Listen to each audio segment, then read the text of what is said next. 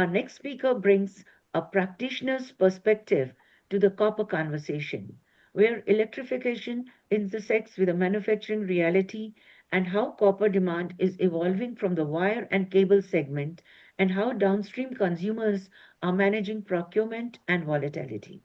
It is my pleasure to invite Mr. Hemant Kabra, Joint Managing Director of RR Global Group and founder of BGOS, to share the downstream industry perspective. His insights are particularly valuable at a time when tight copper availability, elevated prices, and localization imperative and redefining cost structures across EVs, electrical infrastructure, and manufacturing supply chains. He will connect the copper market realities with real world decisions on sourcing, design, and scale, where strategy meets execution. Over to you, Mr. Kabra.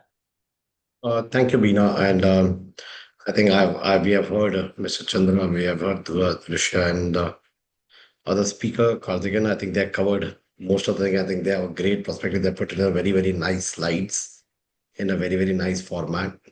I think that has given you the clear cut perspective where the global market is moving in terms of copper, where the how the Indian market has behaved during the copper and how do we look that. I'm going to be keeping it very crisp and small, but I can just say you that this year, I think green copper is going to play a very, very important role in the entire perspective. Of course, there are capacity added by other in terms of cathode supplies from Adani as well as from the Hindalco, which is a very good sign, very important sign needed for the country because India is a net importer for the copper at this point of time.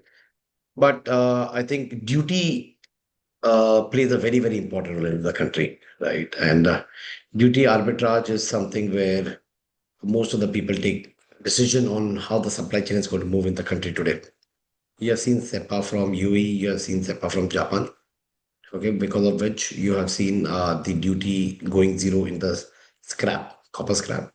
I think which has changed the entire dynamics of the supply chain for the local consumption. And we all know that the entire downstreams, we all function where the variable cost is very high. That means the copper consumption in the most of the product is close to 85 to 80% is the copper consumption. Maybe in few products it is close to 90% of copper consumption. So even 1%, 2% duty arbitrage plays a very important role in such kind of businesses.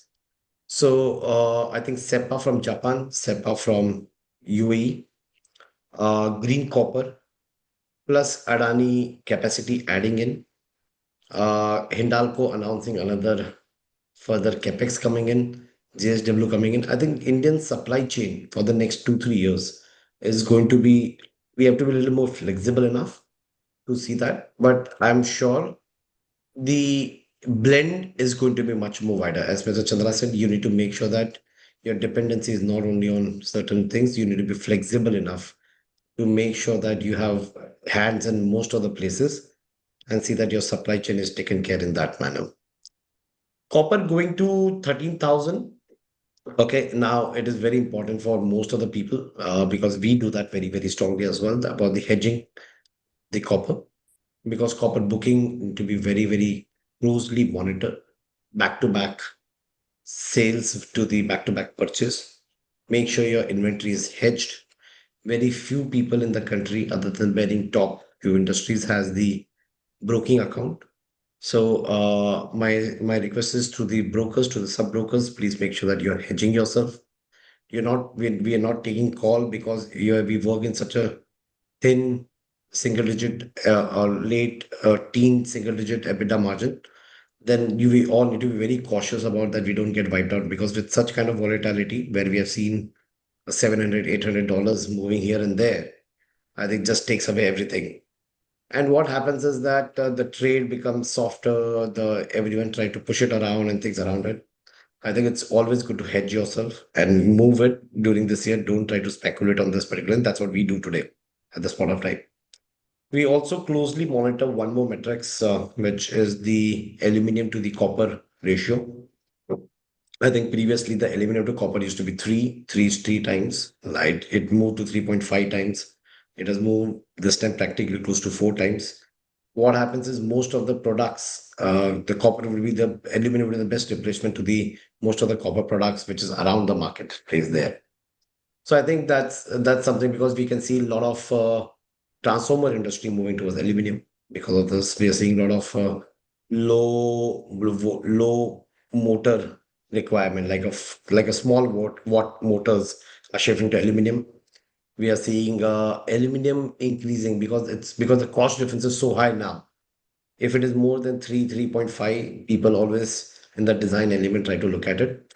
But the new drivers like AI or data centers or EV, or PCB, electronic use, which are adding a lot of vehicle uses to it.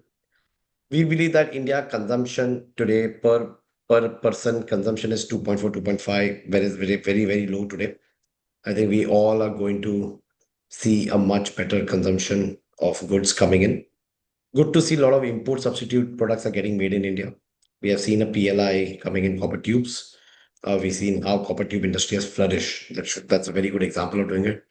You can see a lot of motors, mobile chargers, things are getting made in India now, not getting made it outside, which is helping the India demand to grow further. But I think in terms of supply side, a good blend of I think all product segments is important now to have it in your portfolio and not depend on one.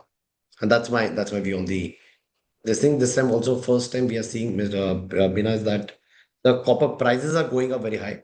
Plus also premiums are going very high. Usually it's the other way around, but the prices and the physical premium both going simultaneously at this peak. I think that's something very important uh, say metrics about how global supply chain is changing. And that's something which I want to put it across. Thanks, Bina.